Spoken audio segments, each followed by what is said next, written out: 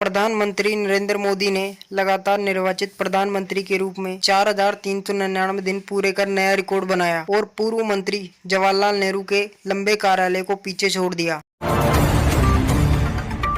G7 सम्मेलन से पहले भारत और अमेरिका के बीच व्यापार, निवेश और वीजा मुद्दों पर उच्च स्तरीय बातचीत तेज हो गई है। भारतीय शेयर बाजारों में उतार चढ़ाव के बीच सेंसेक्स मामूली बढ़त के साथ बंद हुआ, जबकि निफ्टी दबाव में दिखाई दिया। सोने और चांदी की कीमतों में गिरावट दर्ज की गई, जिससे निवेशकों और आभूषण खरीदारों को राहत मिलने की उम्मीद बढ़ी। भारतीय रुपए डॉलर के मुकाबले 14 पैसे मजबूत होकर 95.27 पर बंद हुआ, जिससे विदेशी मुद्रा बाजार में कुछ स्थिरता दिखी। विदेशी निवेशकों की गतिविधियों और आरबीआई के हस्तक्षेप से रुपए को मजबूती मिली तथा बाजार में घबराहट कम हुई। दिल्ली, हरियाणा और राजस्थान के कई इलाकों में गर्मी का असर जारी है। हालांकि मौसम विभाग ने जल्द राहत की संभावना जताई है।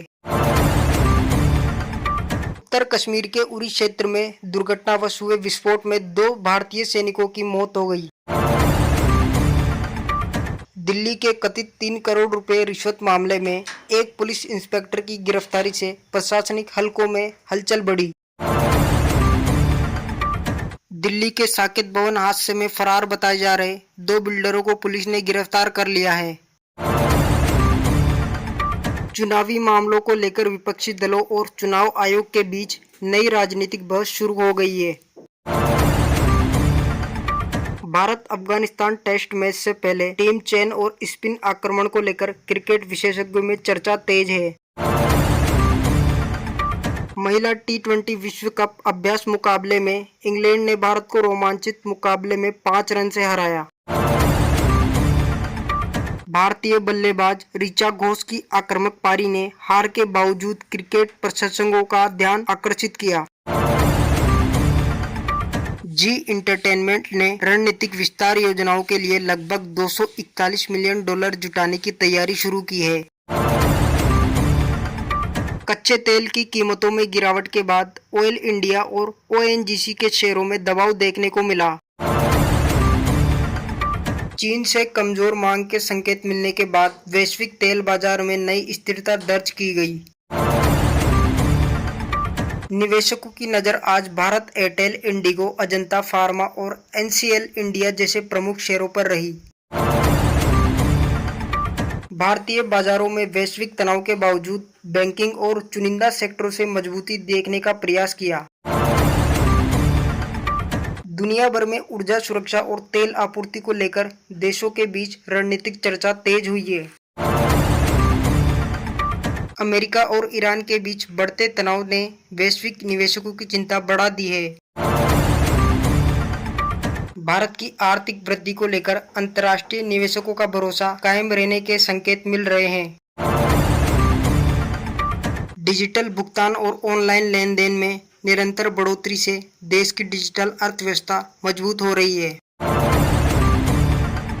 इलेक्ट्रिक वाहनों की मांग में वृद्धि के कारण ऑटोमोबाइल कंपनियां नए मॉडल लॉन्च करने की तैयारी कर रही है। देश में कई बड़े बुनियादी ढांचा परियोजनाओं पर काम तेजी से आगे बढ़ रहा है। रेलवे यात्रियों की सुविधा बढ़ाने के लिए नई सेवाओं और आधुनिकीकरण योजनाओं पर जोर दिया जा रहा है। भारत के रक्षा क्षेत्र में स्वदेशी तकनीक और उपकरणों के विकास पर विशेष ध्यान दिया जा रहा है। अंतरिक्ष क्षेत्र में नए मिशनों और अनुसंधान कार्यक्रमों की तैयारी जारी है। कृषि क्षेत्र में मानसून की प्रगति पर किसानों और कृषि विशेषज्ञों की निगाहें टिकी हुई है। कई राज्यों में जल संरक्षण और पर्यावरण सुरक्षा अभियानों को गति दी जा रही है। स्वास्थ्य क्षेत्र में नई चिकित्सा सुविधाओं और अस्पताल परियोजनाओं पर कार्य जारी है। शिक्षा क्षेत्र में डिजिटल तकनीकों और ऑनलाइन शिक्षा को बढ़ावा दिया जा रहा है। देश में इंटरनेट उपयोगकर्ताओं की संख्या लगातार बढ़ने से डिजिटल सेवाओं का दायरा विस्तृत हो रहा है। पर्यटन उद्योग में विदेशी पर्यटकों की संख्या बढ़ने से कारोबारियों में उत्साह दिखाई दे रहा है।